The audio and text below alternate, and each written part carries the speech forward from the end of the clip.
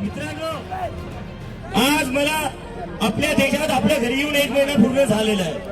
मागच्या 1 महिन्यापासून देशभरात फिरलो आणि मागच्या 16 दिवसापासून आम्ही जंतर मंतरवर बसलेलो आहे. कशासाठी बसलेलो आहे? कोणाचे वोट मागायला नाही बसलोय, कोणती पॉलिटिकल रॅली करायला नाही बसलोय. ज्या 20 पेक्षा जास्त मुलांनी आत्महत्या केली आहे त्या मुलांना न्याय भेटला पाहिजे याच्यासाठी बसलेलो. आणि त्याच्या बदले आम्हाला काय भेटलं?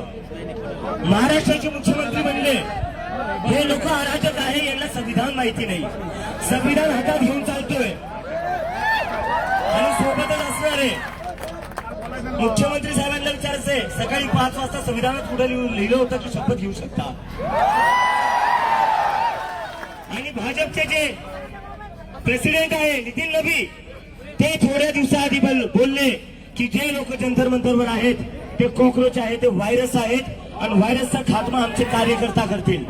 ते या देशात जेव्हा जेव्हा मुलं विद्यार्थी परीक्षेचा मुद्दा उठवतात, बेरोजगारीचा मुद्दा उठवतात, त्यांना हे सरकार व्हायरस म्हणून बघते. तर या सरकारला मला फक्त एकच सांगायचं, आम्ही व्हायरस नाही, आम्ही वॅक्सिन आहे.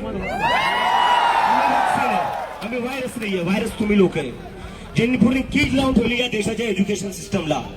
धर्मेंद्र प्रधान ते थोड्या दिवसाआधी बोलले जे लोक जंतर मंतरवर बसलेले ते दहशतगर्द्यां, ते आतंकवाद्यांची बी टीम आहे. धर्मेंद्र प्रधानला मला म्हणायचंय आमच्यामुळं पेपर फुटी नाही झाली आहे, आमच्यामुळं कोणी जीव नाही दिलेला आहे, तुमच्यामुळं 20 पेक्षा जास्त मुलांनी जीव दिलेला आहे. तर जर आतंकवादी कोणी आहे तर धर्मेंद्र प्रधान आहे. तुमच्यामुळे लोकांचे जीव गेलेले.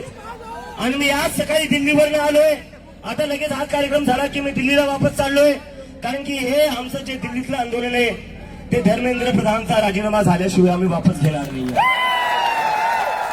आणि हे फक्त नीटसाठीच नाहीये, गैरसमज करून घेऊ नका. फक्त नीटसाठी नाही, नीटच्या मुलांची आत्महत्या झालेल्या आहे त्यामुळे आम्ही त्यांचा आवाज उठवतोय. पण देशाची सगळी शिक्षण व्यवस्था एकंदरीत कोलांडली आहे, आपली पूर्ण कोलॅप्स झालेली आहे, ती सुधारवण्याची सुरुवात आहे.